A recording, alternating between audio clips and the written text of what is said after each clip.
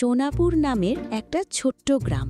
সকালে সূর্য উঠে গেলে চারদিকে পাখির ডাক, বাতাসে ধানের গন্ধ আর মাঠে গরুর ঘণ্টার আওয়াজ ভেসে আসে। এই গ্রামেরই একজন মানুষ, কিষান মামা।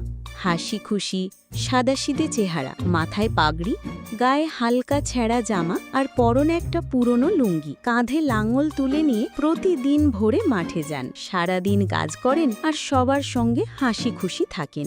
একদিন সকালে মাঠে যাওয়ার পথে কিষান মামার সামনে এসে দাঁড়ালেন এক অদ্ভুত বুড়ো ফকির। দীর্ঘ দাড়ি, ঝাঁকড়া চুল আর চোখে এক রহস্যময় ঝিলিক। তিনি বললেন, এই নাও কিছু বীজ, কিন্তু এগুলো সাধারণ বীজ নয়। যদি তুমি এগুলো ভালোবাসা দিয়ে চাষ করো তবে অদ্ভুত কিছু ঘটবে। কিষান মামা একটু হেসে বললেন, জাদুর বীজ, দেখি না কি হয়। সেই দিনই কিষান মামা নিজের ক্ষেতে সেই বীজগুলো বপন করে দিলেন। দিন গেল 1, 2, 3, কোনো চারা গজালো না। গ্রামের লোকেরা মজা করে বলল, কিষান তো এখন জাদু কৃষক।